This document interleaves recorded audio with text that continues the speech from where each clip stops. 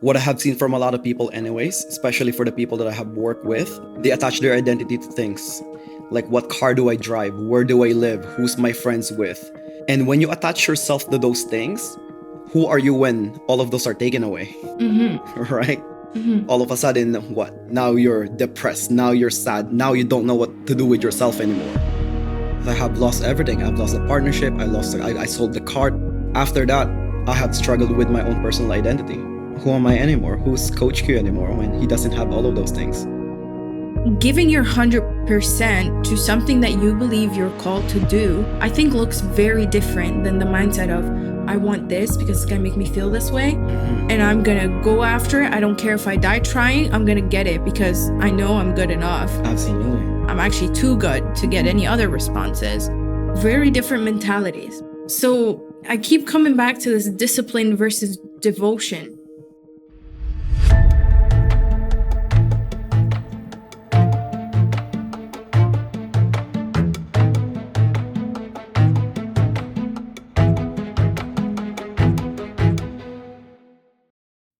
Welcome back, everyone, to Meaning Unseen podcast. Today, we are recording the episode 1 of season 2. And in this season, we are going to try to focus on exploring the human experience, the human condition, corruption, our detrimental habits. And through this deep wrestling, we hope to uncover what is really unseen under the human experience. Today, we are recording in a brand new studio. I'm just so grateful. I want to express that to God first and to everyone who helped me put this together in the last little while. And my guest and I today will be wrestling with this idea of building a sense of who we are on things that can easily be taken away. We don't do this intentionally. It sort of just happens. We start doing well in something, our work, our routine, our relationships, and before we even realize it, it stops being something that we do and it starts becoming something that we are.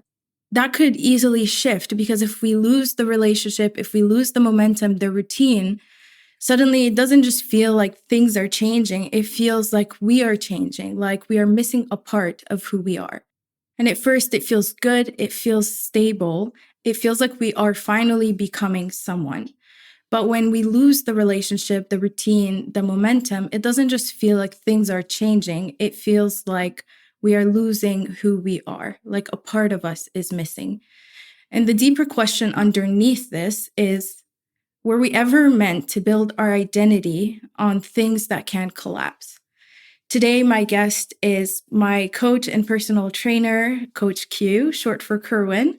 Yes. Welcome to Meaning Unseen podcast. Thank you for having me, Maria. Of course. Really appreciate it. What made you say yes to coming and speak today? Like me and you have been talking a lot about God lately since the first time I've met you. I have challenged you. You challenged me. And when me and you are the only one who's training together, this is basically our entire conversation. Yeah.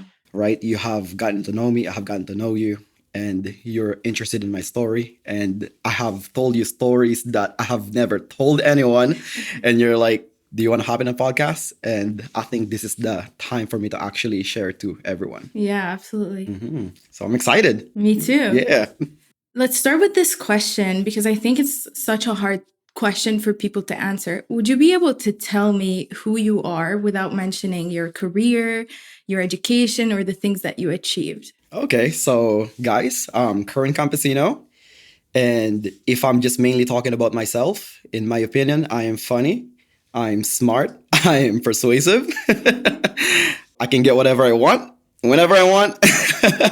And I'm lovely, I'm very supportive. And I just love mainly helping people to become the best version of themselves. So that's just mainly me. Okay. Do you think there's a trap in what you just said in terms of, you said you can get anything you want. Has that been verified in your life events? You can always get anything you want. Yes, actually, it has been verified on the things that I actually wanted to get. It doesn't necessarily mean that I can get it on the time that I ask for it, but I always get it in, like, if I ask for something big. I may not get it tomorrow, but I may get it in a year or 2 or 3. But I always get whatever I want. And there's probably a trap into that. It's because There's things that I have asked for, and when I finally have gotten it, I realized that I don't even want it. And it actually comes to a point where it ruins my life rather than it makes it better, if that makes sense. So it's more of a maybe like a misperception on like thinking, oh, this is what's going to fulfill me. But then you get it and then you realize there's still emptiness. Absolutely, yes. Okay. From your experience with training people, first, how long have you been doing that for? It's going in for 7 years now, actually. 7 years. Yeah. Okay, awesome. It's been a while. What have you observed about people's ability to have you observed a difference between like discipline and devotion? Absolutely, yes. There is actually a lot of people that wanted to have the body that they want. It's because they wanted to achieve something, right? For example, I've been single for a while now. No one wants to date me. I'm in this amount of my weight right now. I think if I have lost some weight, I could get the boyfriend that I want, right? For example, I don't feel confident in my career. Maybe if I become the best version of myself, become more disciplined, maybe I can get a promotion. What I have seen is when they finally get what they want, they revert back from what they were before. So you're saying that like when you attach the desire to be better to something external, like I'm just going to be better so I can get the boyfriend or so I can Girlfriend, yeah. So but then when you're just doing it based on that another desire, you end up kind of going back to the same because maybe that desire doesn't last, maybe the boyfriend doesn't last, you know. Absolutely. So then you kind of go back because the true desire wasn't for you, it was for something else. Absolutely. It's always external for most of the people that I have seen so far. Do you feel like there is an issue with that mindset? Absolutely, yes. Because their identity is tied into what they can get more than on who they are as a person. How does someone just want to be better for themselves? What does that mean? Like if you think of, let's think of a more practical example, an athlete. Yes. And they're like, I want to compete for the Olympics. And then they put everything into it and okay, they get there, they're doing it for a few years and unfortunately something happens, they get into an accident and they can no longer move. What happens to that person? Who are they? Because they did it for themselves, really.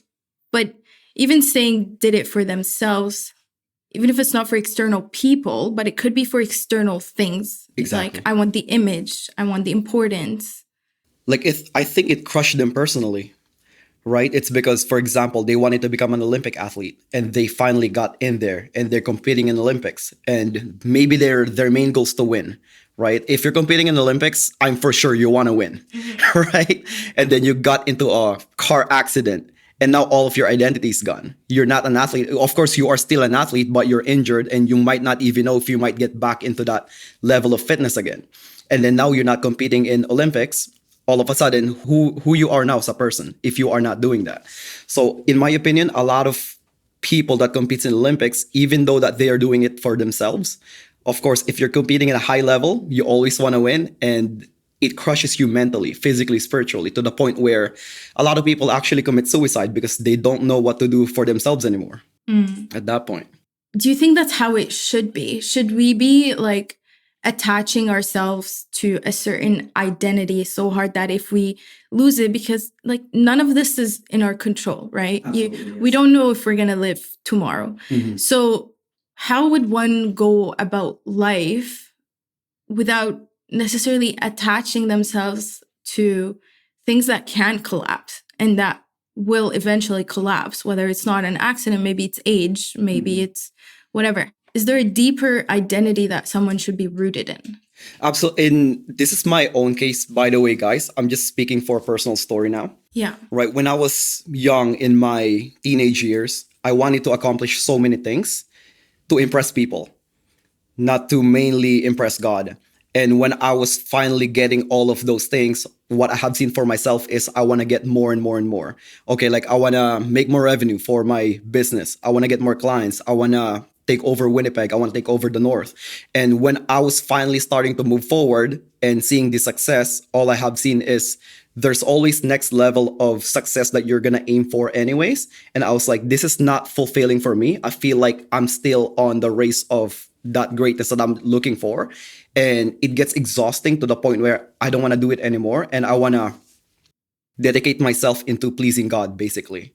So even when I'm doing small, but as long that I know for the fact that I'm doing this to please God, to make sure that He's happy with my intention, I think that's the main goal of where I'm at now at this point. Do you think there's a way for someone who does not believe in God to still have some sort of stable, like more internal? Is it internal?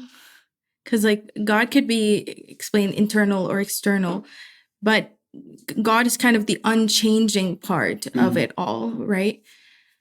Like how stable can someone's identity be if it's if to them, God is not any part of the picture?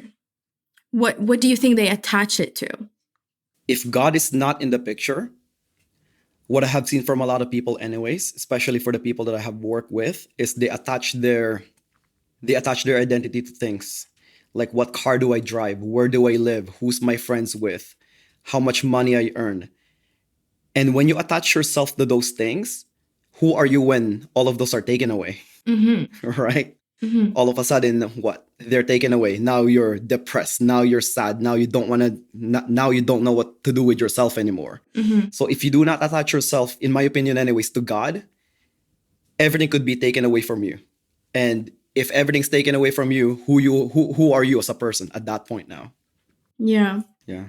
And that's such a hard question to answer. Like I personally struggle to answer. If somebody says, don't mention your career, don't mention your education, don't mention anything. Like that's my go-to answer for like, tell me about you, And I guess that's usually what people want to hear. But if I do lose all these things, I think I should still feel valuable. Absolutely. Yes. And I wonder where that value comes from. And we'll definitely get deeper into where that potentially comes from. And I think everybody would think the same way. It doesn't matter if they believe in God or not. You wouldn't tell the athlete who got into an accident and can no longer practice, you wouldn't tell them like, I don't know you anymore. Exactly, their friend that's right. won't say that, because they know them and that person didn't change. Exactly. Yes. And they are more than what they just practiced. Absolutely. They still have the knowledge that they can pass into people. They probably still have that drive that could be put into something else. If you're a high level Olympic athlete, in my opinion, you're absolutely highly disciplined, and that discipline could be put into so many things rather than being into that sport that you've been practicing with for the longest period of time. Do you find that when you like interview people for orientation to start personal training, do you try to find what they're trying to attach that goal to? Absolutely, all the time. And then do you kind of feed into it? Do you use it to make them better? I do, but at the same time, no. It's because, for example, when I ask a client why they want to lose weight, they're probably going to say because there's a wedding that's going to be coming in, right? But at the same time, I want to know the deeper level of their main intention of why they wanted to lose that weight. And when I ask them those deeper questions, usually what comes up with it's because they're not feeling confidence about themselves anymore. Right? They've been undisciplined for longest period amount of time now. They have gained over 40, 50, 60 pounds in short period amount of time to the point where they do not know who they see now in the mirror when they look at themselves. They basically forgot themselves now at that point. So I always ask for that deeper question. And even though they gave me a surface level answer that I want to lose weight because of the wedding, it's because I have this event that I'm going to, as long that I know their deeper intention of why they want to achieve that, those are usually the thing that I pull when they feel unmotivated, when they don't want to follow the plan.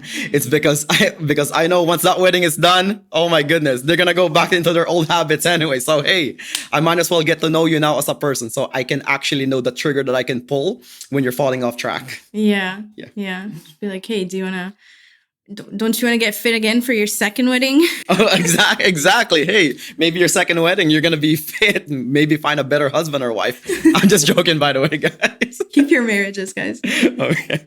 The general question is, what happens when you lose the things that you've put your identity in? And maybe it's not a temporary event. Like the wedding is gonna come eventually. But what if it's, I've achieved the career, I've achieved this, I've achieved that, and all these goals that I set for myself, and then suddenly you lose them. This is something that you dealt with personally, and this is the story that you shared with me. I would love to hear it again from you and focusing on what really happened when you lost the things that you thought your whole life was about. Guys, this is me and Maria's secret, by the way. She's the only person that knows about this. I have never told this to anyone. But basically, this is what happened, guys. Like what I have said earlier, I've been a personal trainer for going in 7 years now. And then on this and on my career, there's nothing else that I have aimed for but to grow. To grow my business, to grow my clientele, to make sure the business are doing good.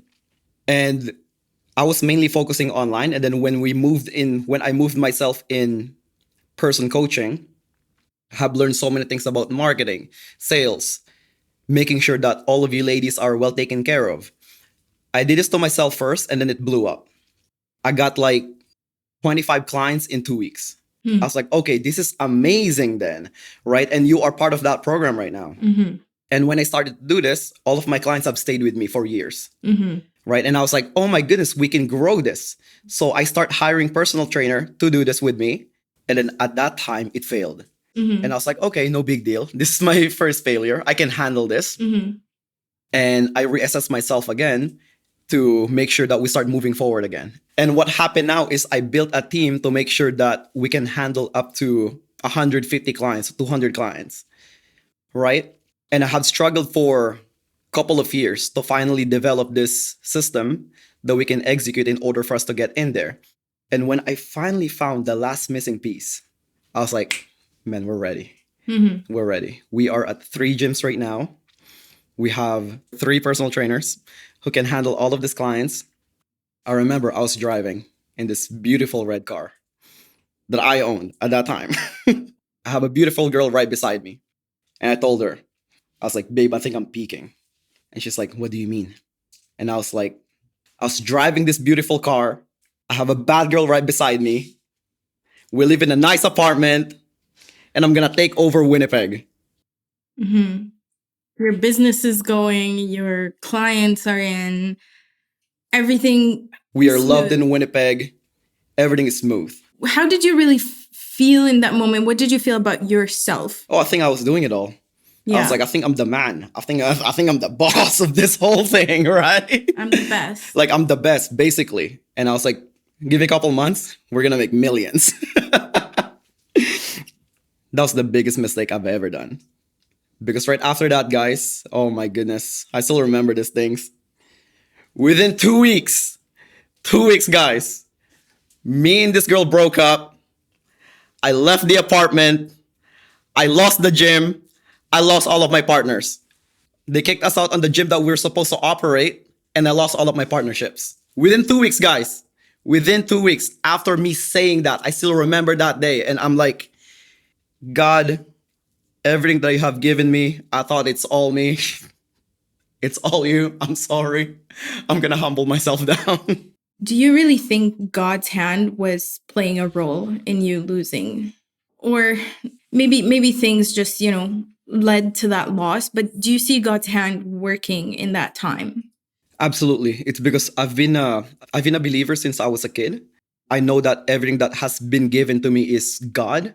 And at that time, it's purely about ego. It's purely about me, right? Because when I have struggled, I've always asked God for help. Yeah. When I succeed, it's all me, right? And then at that time, I've asked God for help. It's because I have struggled. And when he finally gave me the answer, oh, accuse the man.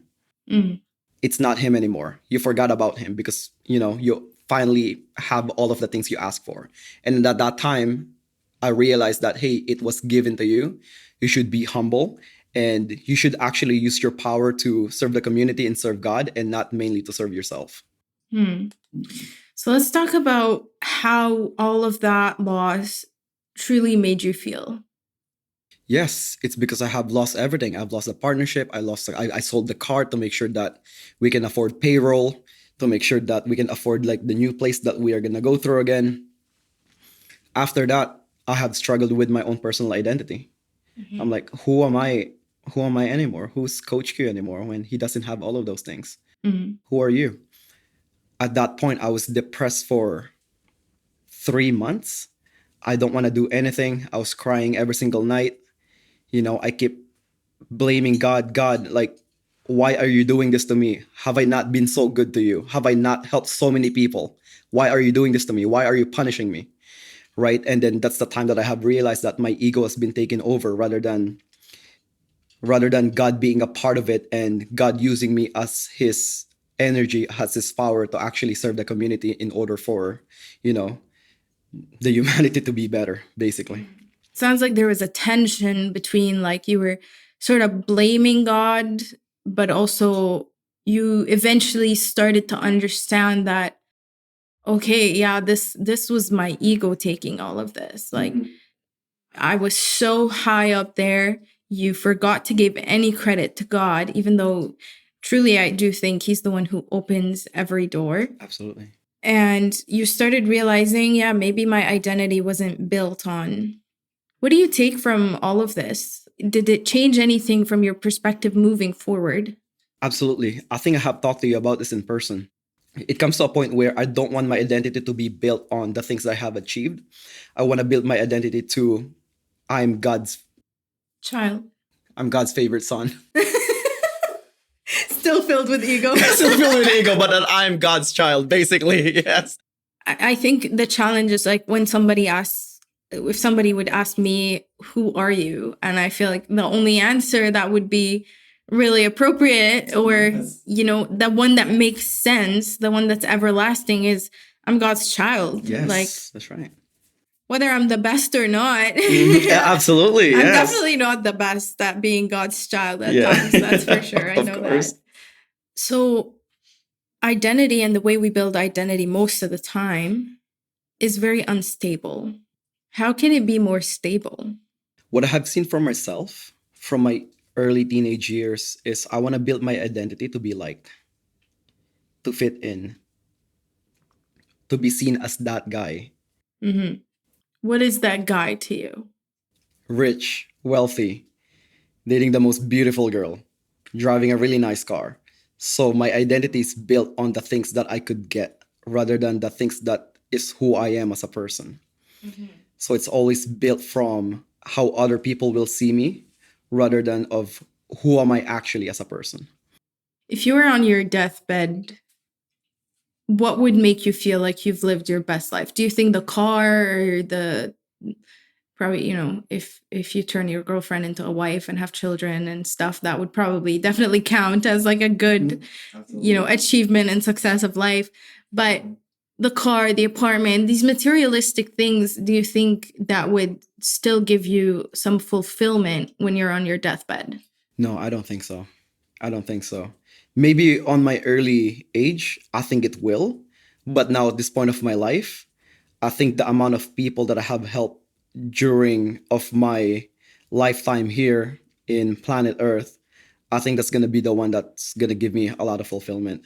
And that's what I'm aiming for now in my career. It's not all about, revenue anymore. It's not all about growing the business anymore. It's more about helping a lot of people now on the best way that I can and the best way that God allows me to do so. So life has to have meaning at the end of the day. That's the part that it's the only thing we can carry with us until the end. The materials, the car, Yes, it's all gonna go away. It's all going to go away. And we think, maybe I'll have 20, 30 years with it and praise God for that. But maybe you won't. Maybe it will be tomorrow, We don't know when the time is. Absolutely, yes. Do you think there is a limit in general to discipline? Like someone can try to be as disciplined as they can be, but would that work like forever? I feel like discipline and devotion are two very different things. And based on my personal story that I shared with you of me trying to achieve a certain career path and working, the mentality I got from the military was, you want something, die trying. Absolutely. Doesn't matter. You have to be sure. You have to say like, there's nothing that can stop me from getting it. And I will let nothing close that door in my face. But then at the end of the day, there's so many things that are still out of our own hands and out of our control. So I keep coming back to this discipline versus devotion, Yes. and as I was pursuing this career path, I welcomed God in the process. I said, close the door, open the door, but did I really mean that? Mm-hmm. The end result showed that maybe I didn't mean that, because when the door did close and close forever and it was nothing that I could control, my attitude changed like 100%. I was sad. I was let down. I felt like a failure. And then I realized that maybe, saying, this is what I want and I'm going to die trying, that doesn't exactly invite God into the plan. It doesn't. Right? That's not the posture God wants you to move with. Mm-hmm. Unless it's something that you are 100% sure this is where God wants you to go. Absolutely. I feel like life, that's usually not how it goes. You walk a certain path, you meet some difficulties. Sometimes things you're meant to do will cause you difficulties. That's for sure. Absolutely. A lot of the time, that is the case. But then other times, some doors close and there's guidance there from God. Maybe guidance for you to re-look and reevaluate yourself and see like, okay, well, see how much ego did I have in that? Why did I really want that career path? It was going to make me look this way. It was going to make me look, fun and mysterious and secretive and all these things. And it's important. Mm-hmm. But these are all things for me. They weren't really grounded in, the bigger purpose for life. Absolutely, yes. So discipline and devotion, again. Discipline only takes people so far. Would you agree with that statement? I agree with that statement, actually. Right? Because if you wanted to achieve something, and if it's fully in your control to achieve that, not that other people could, close the door for you and then make sure that you never get in there. In my opinion, you could do it. Right? For example, losing weight. Okay, in order for you to lose weight, it's all in your control. Mm-hmm. You have to, eat in a caloric deficit, making sure that you're training if you want to really build your body to make sure that you're nice and lean. Discipline could get you that. Mm-hmm. Do you see a difference between the term devotion versus the term discipline? Like what does someone who's disciplined look like versus someone who's just devoted for a greater purpose look like? In my opinion, if it's something in your control, discipline could get you there. If it's in your control, means that other people's not involved. For example, your health and fitness. You want to lose weight, your eating habits in your control. Your trainings is in your control. Right? Nothing is stopping you from getting in there but yourself. Right? But if it includes other people, that other people could betray you. Right? They could close door for you. Mm. They could sabotage you. So if it's mainly in your control, in my opinion, you can. But if other people's involved, you don't know what their motivation is. Most of it is for their own good, right? They could absolutely close door for you. Okay, I really like what you just said there, because after my whole letdown and that door being shut for me forever, I started really thinking like, well, how could one, God, like, how am I supposed to pursue something and go after something 100% while at the same time, truly leaving the door open for you to close and open doors? Mm-hmm. Absolutely. Leave you that space to do that. And I realized there is a middle, there is a balance there in where God will put on my heart, start the podcast. Mm-hmm. And I realized, okay, maybe I don't need to have, the next 10 steps. Mm-hmm. I can just have one step and move towards it. So let's buy tables, let's buy microphones, yes. Let's buy chairs and start researching podcast stuff. Just one small step. No idea where it's going to take you. But to me, at this point, I knew it's something God wanted me to pursue. Absolutely. And the doors would open, like initially before we had this studio, I used a friend's house for a studio. And like they opened their house to me with open arms and they said, yeah, for sure. Like, you're doing something meaningful. Come, like, do this here. For a year and a bit, I was recording there. That's a door that opened, and it's kind of like unexpected because, how many people will let you do that? Mm-hmm. things like that, where you speak to people like, yeah, I'm willing to come and have conversation with you. Coming across like meeting random people, or like this person that I talked to very briefly for a short time, they just introduced me to someone who's a bit more well known. And now this person is introducing me to a lot of other people who are well known in the podcasting world. So I'm like, these doors, like, you don't really have control over them. Yet when God wants something to happen and when he moves things in your life, they move. And then there are other things that you cannot control, the things with the people portion that you were talking about. You know, people can betray you, people Absolutely. can do this and that. And I think you have to use and be willing to accept those as God redirecting you. Absolutely. That's right. Like, God will use people through that. Absolutely. He used people to misunderstand something I did and tell me never to apply again to the unit, that the career path that I was going for. That was people. Exactly. You know, and I was like, did I do something wrong? And that's why they said that? Was it, you know, did everything just work out this way because it's not meant to be?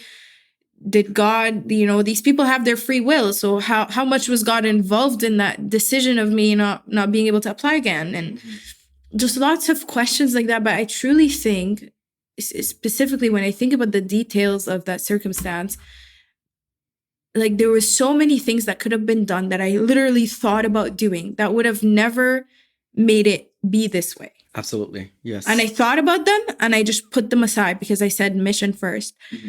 And now we're here. And I'm like, if I would have just done that. Right. So I'm like, okay, it takes faith for sure to trust that, okay, God is behind a lot of these things. And when you say God opened the door and closed the door, oh, he listens. Like, when it comes to relationships, open the door, close the door, he listens. And he listens quick. Absolutely. So yeah, devotion and giving your 100% to something that you believe you're called to do, I think looks very different than the mindset of, I want this because it's going to make me feel this way.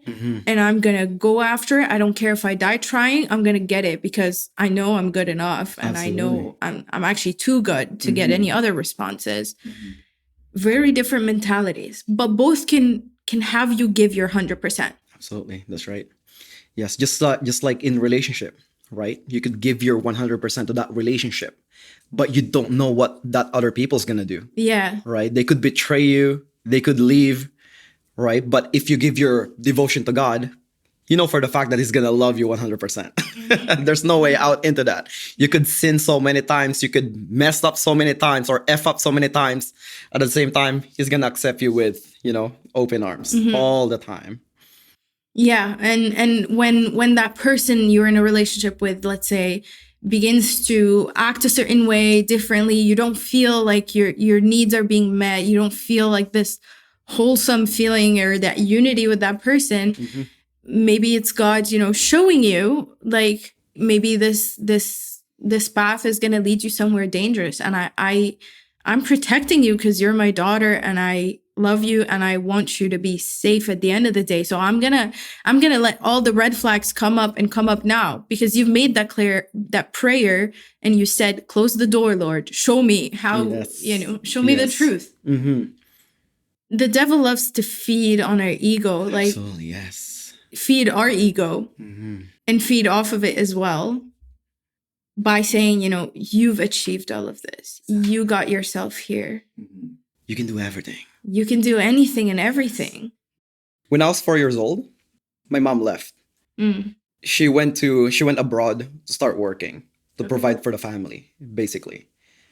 And then within 2 years, I've realized the change of the family dynamic. She's cold. She's not as warm anymore, you know. But my dad never told me anything about it. My dad keeps telling me, oh, like, your mom's working hard to make sure that, you know, she provide a better life for you. Stuff like that. And then at that time, they separated. My mom's still working abroad and I was living with my dad. And my relationship with my dad is absolutely fantastically beautiful. I love my dad to death. My dad never said anything bad about my mom. Never. And when I was 15 years old, we moved here to Canada. And every single time that I talk to my mom about my dad, my mom has nothing good to say about my dad. She's like, he doesn't work hard enough. He's not ambitious. I marry your dad because my life is gonna go somewhere because I'm with him. And he ended all of that. That's the main thing that my mom keeps telling me all the time. And then at that time, of course, I start believing my mom, right? Okay, like my dad is actually a bad person. It's because he has all of these degrees and he never uses it to do anything great in his life, right? And then roughly around 20, 21 years old, when I had that personal talk with my dad, I was like, Dad, you know that this is what my mom keeps telling me all the time about you? And then it's like, oh, okay, like I get it now. I get it now. And I'm like, Dad, like, why did you not pursue those things that you wanted to accomplish with yourself? It's like, Q, I gave up everything. I'm like, Father, why? It's like, I gave up everything when I got your mom pregnant. And I'm like, Dad, isn't that the right time for you to achieve all of those things? It's because you're gonna have a son. And then he was like, Q, I've never seen my dad. It's like, I would give you all of my time in the world. Can we cut? All right. We took just a small break. Okay, so you shared something quite personal and obviously something that you feel very strongly about. So your father he's never really been around his father. And to him, the priority wasn't discipline, let me just, strive and get all these things. To him, what was much more valuable was that he does not let you experience what he experienced as a kid. Absolutely. Yes. And when I look at my dad too, he's something that I really admire. 2 degrees. He's a pilot. He's also a ship captain. So I'm like, this guy could have gotten everything he wants from his life. If we're talking about materialistic things. But at the same time, he gave all of those up just to be with me. So it's something that I really admire about that guy. I love him to death. And you can see from different perspectives, like from your mom's perspective, it wasn't a matter of, she didn't necessarily see the devotion behind his action. She just saw a lack of discipline in achieving more. Absolutely. Yes, that's right. But your dad was after something way more profound. That might not be profound to a lot of people's eyes, but him. Yeah. But that's almost like everlasting, right? Or even if you don't believe in an afterlife, it's still everlasting in the sense that, up until you die, like that's what really matters. It's not the job and the career and the degrees I've had. It's that you have your loved ones by you. You've sacrificed a lot to them. And that's love. Absolutely. Your father is a perfect example of the sacrifice of Christ for us in giving up everything, all the glory. Yes. And you're saying he could have done it. He just chose you. Chose not. Yeah, absolutely. That's right. Christ could have chosen to take over the city, take over the world. Chose not to. Exactly. Right. It would just come as a king from the first time, right? Absolutely. When you would speak about this, it's almost like some of the conversations you've had with your mom were almost going to, make you see her perspective and like, okay, yeah, you're not disciplined, or you could have done so much more with your life. And then you realize the truth. Absolutely. Because when he dies, am I going to be bragging about like the things that he has given me, or am I going to brag about how great of a father he is? Yeah. Right. So devotion. He devoted his life to his kids, and I'm really grateful that he did that, because now as an adult, I'm understanding now how important to a kid having a father figure is, and not a lot of people has had that. So I'm really grateful about that childhood experience with my father. Do you think you're gonna have the same approach with your future children? I think it's gonna be a combination from my mother and my father, because my mom is the go-getter one, and I'm a go-getter myself. But at the same time, I'm never gonna abandon my kids. I'm always gonna be there. I'm always gonna make sure that I put time aside for them. you know, go to the basketball game, go to the hockey game with them, making sure that I'm there for them all the time, but also still striving to make my own personal life a lot better. Mm-hmm. Take the good from both. Absolutely, that's right.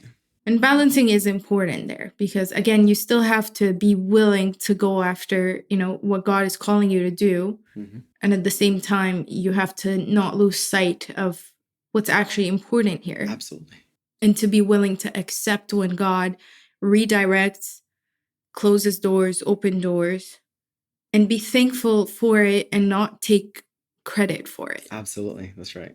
What do you think God says about your identity? So I asked you at first, like the first question was, who are you if it's not for education, this, that? And you gave me an answer. Yes. Do you think God's answer about you would be any different? Would it be rooted in anything different? Coming in from ego again, guys, I truly believe I'm his favorite son. Yeah.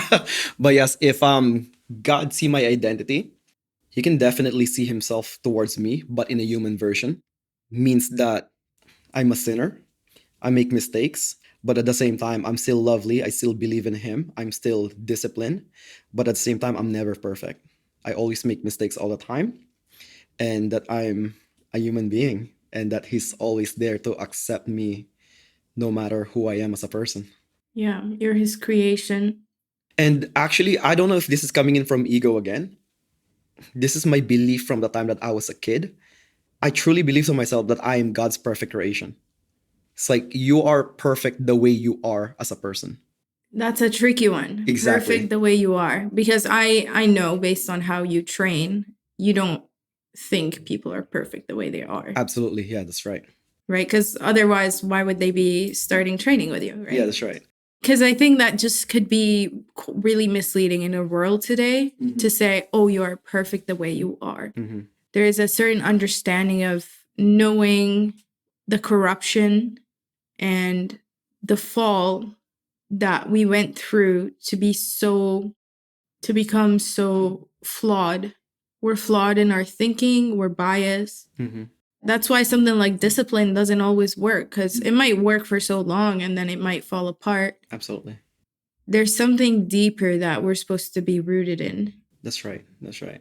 Some biblical perspective on this is like, if you build your house on sand and then a storm comes, it will be destroyed. But if you build your house on rock and a storm comes, it will survive it. That's right. So the foundation of what we believe is very important. Absolutely. And this is actually why I want to talk about that I believe that I'm God's perfect creation, because it protects me from a lot of people's opinion. When they say that, oh, you're not good enough. And I'm like, but I'm God's perfect creation. So whatever you say is irrelevant towards me because he made me the way I am. Your imperfections are perfect. Exactly. That's right. That's right. And I have learned this from when I was a kid, because as a kid growing up in Philippines, we usually tease each other. It's right. Oh, like you're ugly. Oh, your nose are big. Oh my goodness, like your feet stinks, right? Stuff like that. It doesn't necessarily mean it's not true. It could be true. Yeah. Right? Right.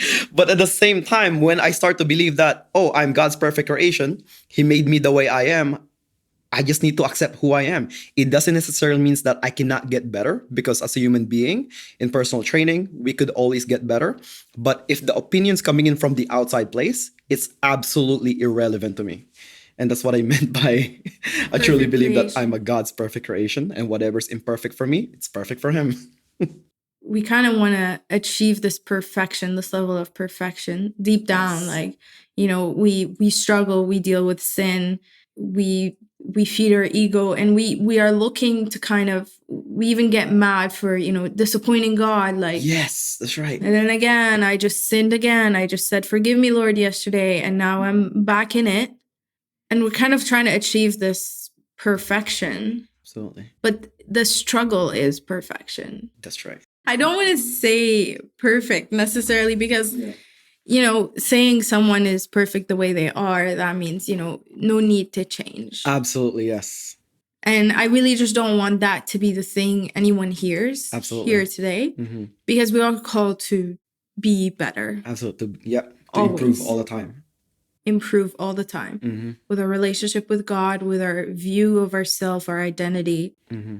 There is a verse that says, like, we are to seek perfection in Christ. So that means it's something we will always be working for. Yeah, that's right. So for me to say I'm perfect, God created everything good. Exactly. He did. In the Garden of Eden, Adam and Eve were created good. And they fell, and that made us very susceptible to sin That's right. and to become our own gods. Mm-hmm. So that's the only trick in not saying we're perfect the way we Yeah, are. that's right. But God created us with this, He created us with this wrestle within us to always be better. Absolutely. And I truly believe that. Yeah. It's just the question of like when we do achieve a better version of ourselves, do we give ourselves the glory or do we give God the glory? The glory, that's right. Glory is always to God. Is that something you still struggle with? Do you catch yourself like, getting a win and then just taking full credit for it? All the time, yes. When I achieve a massive win, I'm like, oh, Q, you're the man. Okay. Like, you're so good at what you do. And at the same time, I catch myself lacking. I'm like, oops, let's humble ourselves down. Let's give the glory to God. Maybe the first few seconds, I will congratulate myself. And then right after that, I'm like, okay, God gave this to you. Be humble now, Q. If you're in that situation again, if everything collapses, what wouldn't collapse? My belief in God and my belief in myself.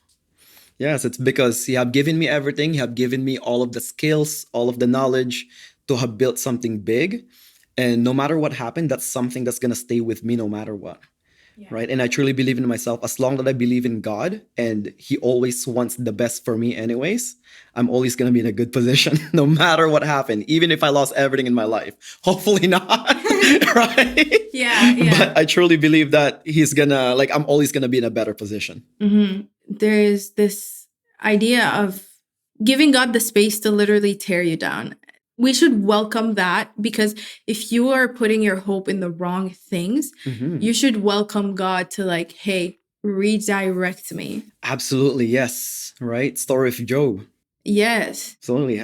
Everything has. And Job wasn't even, he wasn't against God in any way. And he Yes. took everything from him. Absolutely. Kill his kids, take away his wife. Right? Yeah. And his wife's like, you should curse God. And then Job's like, no. Yeah, and he kept that going for a long time. And then he reached an end where he was like, God, I wish I was never born. Why would you take all of this from me? And then again, he's coming from a place of like, I was a good person. Mhm. I've been a good person. I've been faithful to you. Yeah, the story of Job is very sad, very powerful, and It's very human. and at the end, when God responded to him, He said, "Where were you when I put this universe together? Mhm. Where were you when everything you see came into existence? Your ways are not higher than mine." And that we should have faith in that. Absolutely. And we never want to admit, we never want to openly say like, okay, God, yeah, take it away if it's not from you. Yes, absolutely. That's And right. even if we say it, we don't fully mean it. Mm-hmm. But I think just saying it still, it lets God know, it shows our surrender. Do you feel like your journey of pursuing your business, your striving, your hard work, is it surrendered to God? At the beginning, it's purely about ego. Right? I never wanted to go to school. It's because my income's gonna be capped, stuff like that. I wanted to start my business so I can have a freedom to do whatever I want. It was mainly coming in from a place of ego. Oh, I want to achieve this, and the only way for me to make this happen is by having my own business, making sure that I'm in control of everything.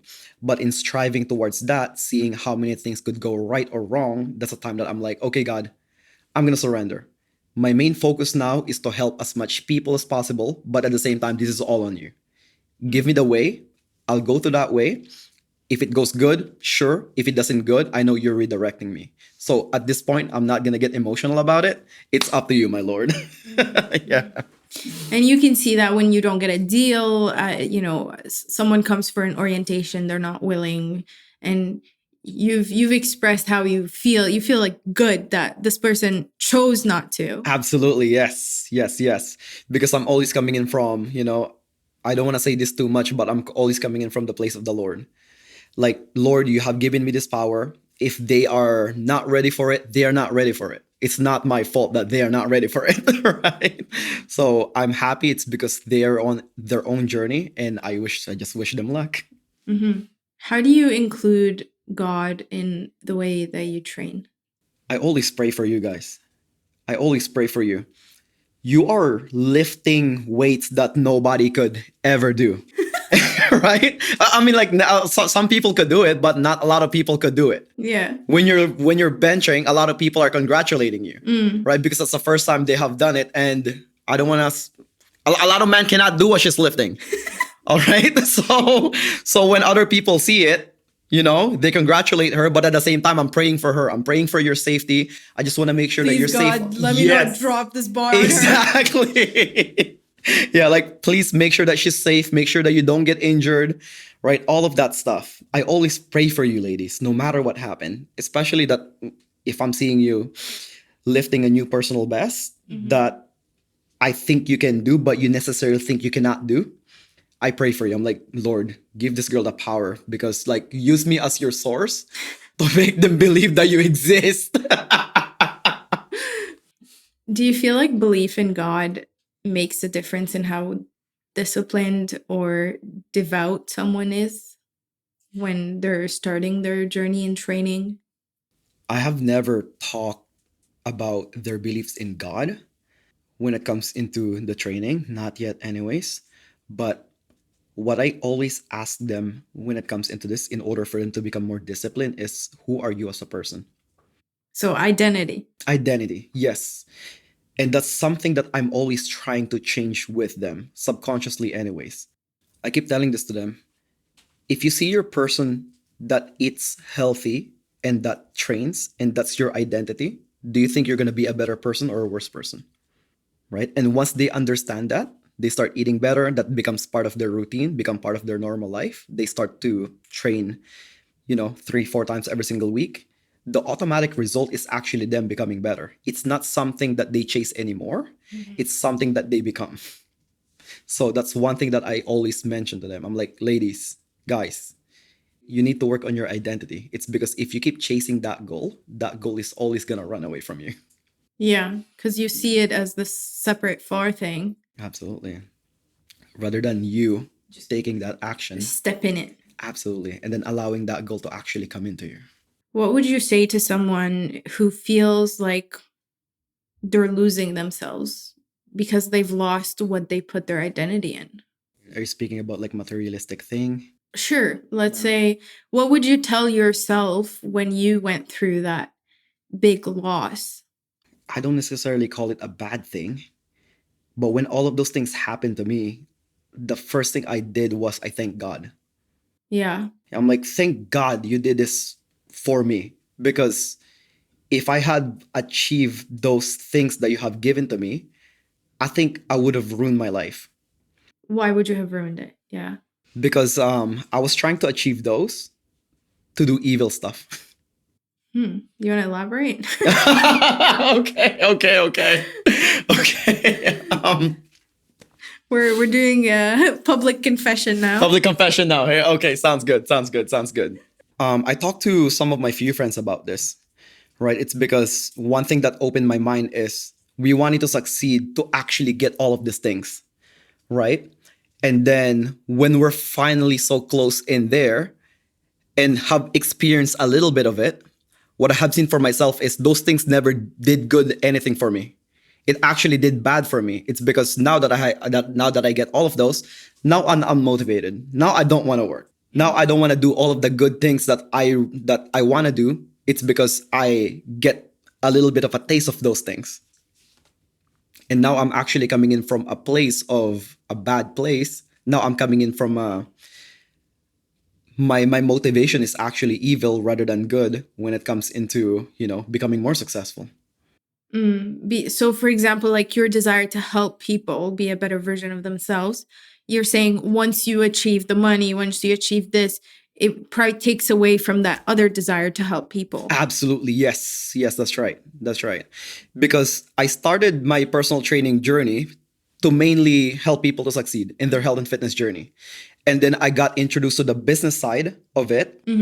And I got sucked into those I got sucked into those world of like, okay, like how much revenue are you making? Oh, can you see the lifestyle that we're living? It's because we're succeeding in our business. And I start chasing those rather than focusing on helping more people. So that's where the separation happened to me on those times. The goal shifts as you get deeper into it. And Absolutely, yes. that's something I can feel with the podcast, for example. Like 100% when I started, I was like, don't care about likes, don't care about views. Yes. Whatever happens, happens.